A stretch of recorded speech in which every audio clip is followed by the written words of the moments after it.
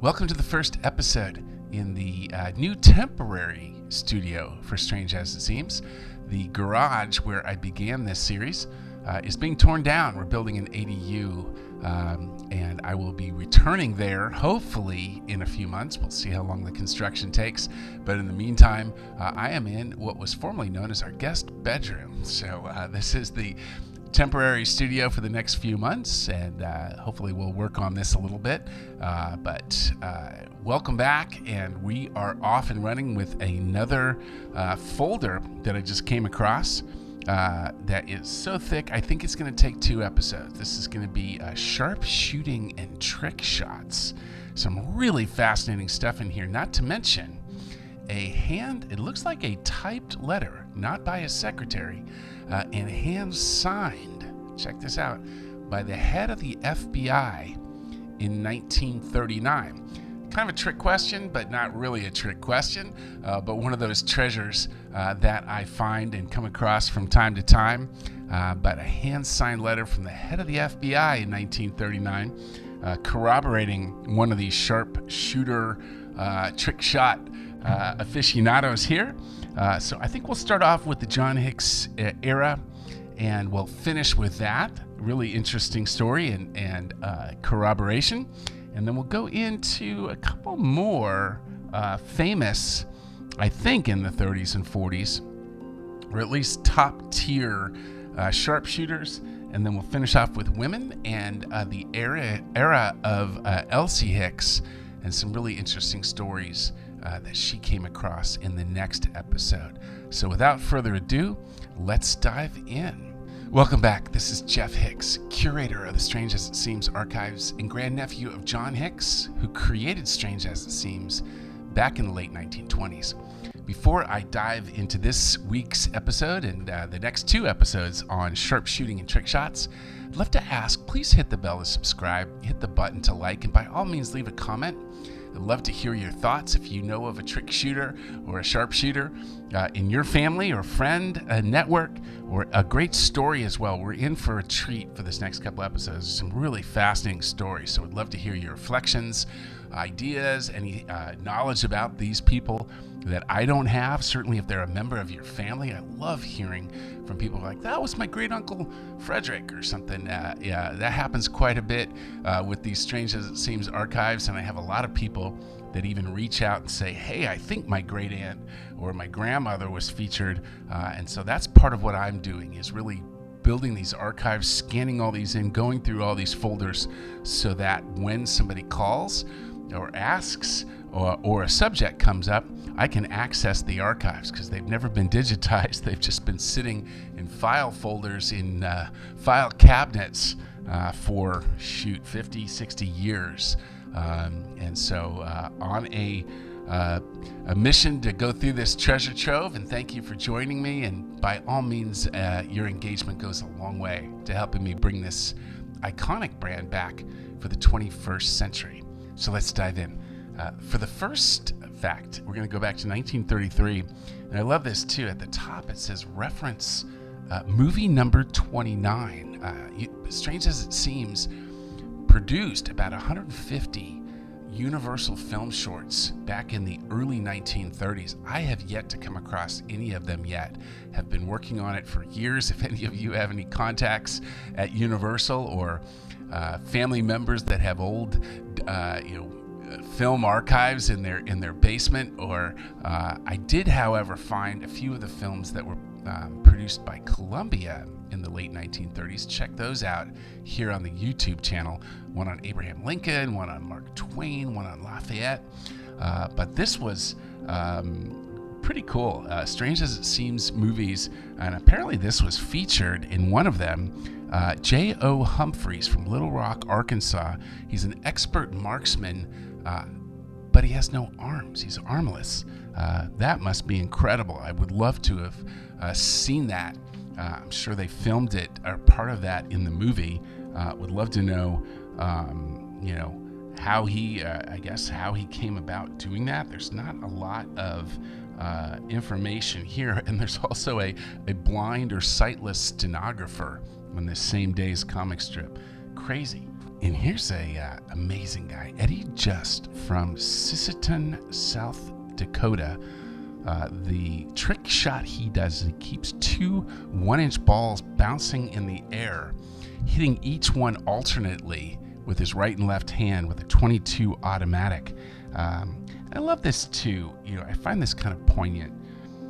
That all this information and what I think is a treasure trove here at The Strange As It Seems was really to prove that something was true. And I think in this day and age with AI deep fakes and politicians saying something different every other day, what is true is really, we don't even know what's true anymore. And back then, this was all that needed to be proven, right? And in this case, we've got some photographs, really wonderful photographs of Eddie shooting those balls in the air, and a couple of really cool old-timey photos of Eddie Just, the marksman. And then look, check this out. Here's an affidavit, right? It's a letter. Dear sir, this is the column for your papers, and I can do a number of tricks. And then down at the bottom it says Land O'Lakes Creameries, right? Albert Lee, Minnesota. Ralph Erickson and Howard Hesh, looks like, signed it as a affidavit that yes, they saw Eddie do these tricks. Kind of amazing. And also these handwritten letters.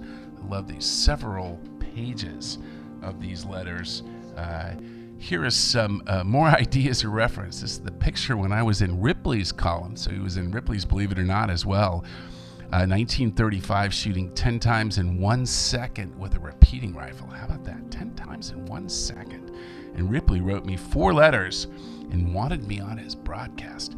I got in trouble when working in Chicago, where I had a chance to get on the World Fair. Crazy. And there's a great story too. In 1939, John Hicks scooped Ripley for a spot at the 1939 World's Fair. Ripley ended up opening the first auditorium, right? The Ripley's auditoriums that you see around. There's one here in Hollywood. He started that because John Hicks scooped him for a spot at the World's Fair. I'm getting a new set of guns in shape for the broadcast, and I'm going to New York Fair and on to the Ripley program. So another sharpshooter getting some fame behind the camera. And here's an interesting one about a marksmanship coach. Here's the Sergeant Earl Thomas, kind of the late 1930s, I guess, 1938. Maybe even as late as 1940. Hard to see sometimes, these little tiny years printed. Sergeant Earl Thomas, University of California, Los Angeles, the UCLA rifle coach, brought his ROTC and varsity teams through 105 matches with only one defeat. 1938, a newspaper article on him there, and a UCLA Department of Military Science and Tactics letter to John Hicks signed with the proof there as well. The great coach for marksmanship at UCLA, Sergeant Earl Thomas. And here's a one from 1940 as well. Charles Askins Jr., using a .32 Colt automatic, shot 4 spots from a 5 of hearts with 5 shots at 25 feet, and he did it in 8 seconds. And here's a article from Arms and Ammunition. Looks like also is Outdoor Life magazine, but the section's called Arms and Ammunition. And you might recognize the name there. There's Major Charles Askins, who I guess is Charles Askins Jr.'s dad, who wrote the article here and is also the editor. Pretty cool. Proud Papa. I love this too.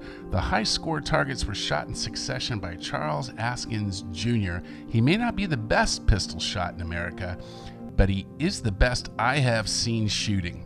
I spotted the shots while he fired, and it was not much trouble to do it. The shooting was done with a Colt .32 caliber, with Colt cartridge as loaded by Winchester, wad cutter bullets. From 1941, check out this trick shot. Frank Miller, he's a 55-year-old trick shot expert, breaks aerial objects with a shotgun from his left shoulder, keeps a large lariat loop going while standing on a horse. Livermore, Colorado, 1941. Wow. And here's a guy. This is from 1942, John Hicks.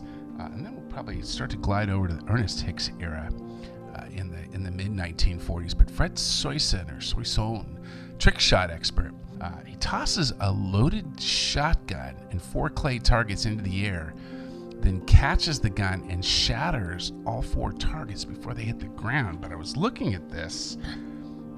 It's got a couple articles here, kind of how he does it in succession, sort of tossing everything in the air.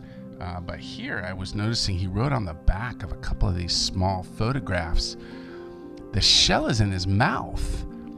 The gun and the clay targets are both in the air, so he catches the gun and loads it and fires, hitting all 4 targets. So he throws it all in the air, but not only that, he loads the shotgun and knocks down the clay pigeons. What an amazing guy here. Sends them flying with 1 shot and brings them down with 3. What incredible. I wonder how many hours it took to learn that. Pretty amazing guy here, Fred Soisson. And here's a sharpshooter that was featured by both John Hicks and later by Ernest Hicks. Ernest is my grandfather who took over the comic strip from his brother John when John passed away on June 6, 1944, D-Day, strange as it seems. Had nothing to do with the war. It was inflammation of the heart. He just happened to die on that day. But here's a sharpshooter known as Deadeye Ad Topperween from San Antonio. He shot a .22 rifle continuously at little wooden blocks thrown in the air 8 hours a day for 10 consecutive days. Okay, check this out. He fired 72,500 shots and missed only 9 times. So that's Deadeye.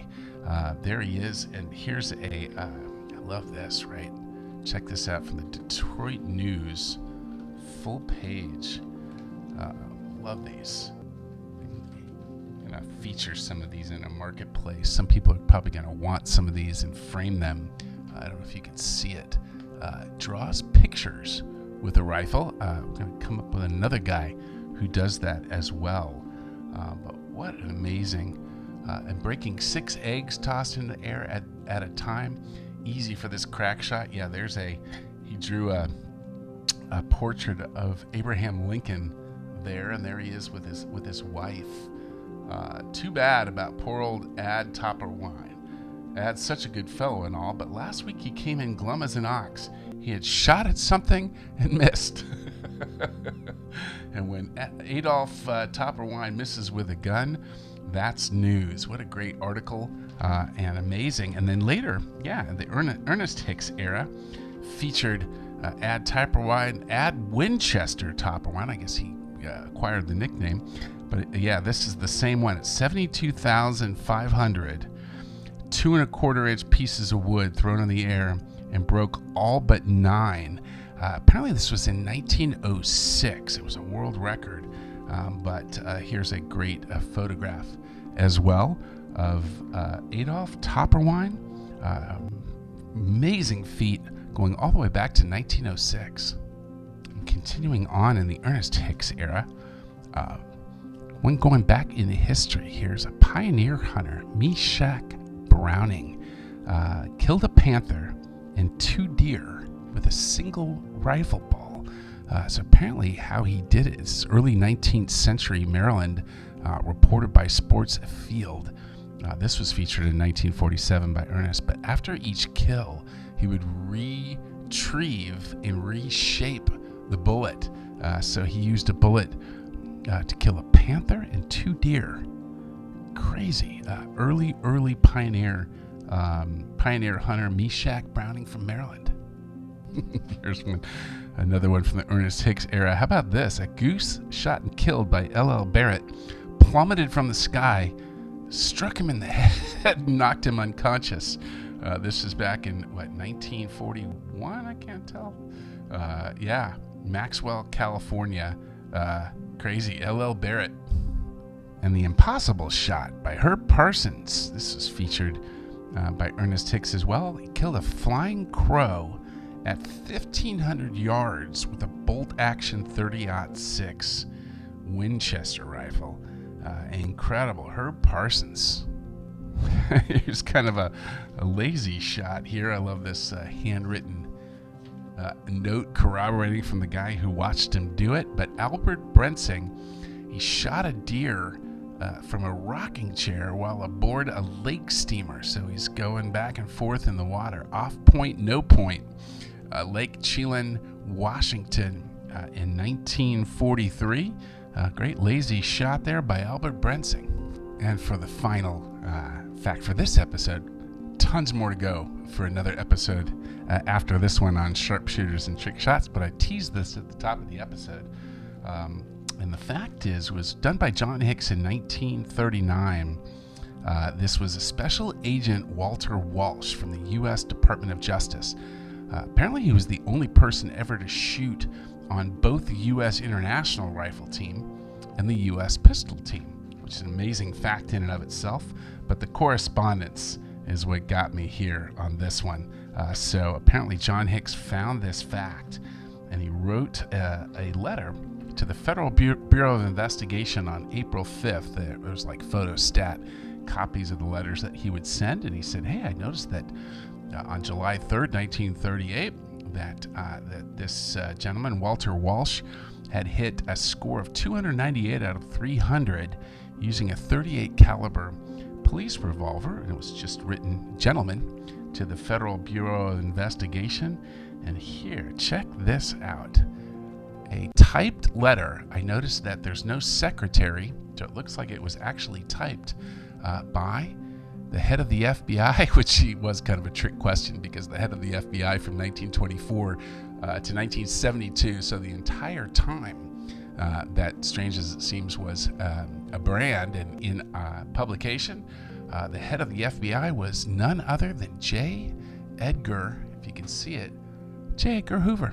So have a hand-typed, it looks, because I don't see a secretary. Usually you see the secretary's initials when they typed a letter. So I think this was typed and hand-signed by J. Edgar Hoover. Not only that, but J. Edgar Hoover sent himself a couple of pictures of himself. I don't know if anybody else has these photographs either. These may be the only ones of J. Edgar Hoover presenting the award there to Walter Walsh. A couple of other amazing photographs of him shooting the cigarette out of a dummy. How about that? And a photograph there of Walter Walsh.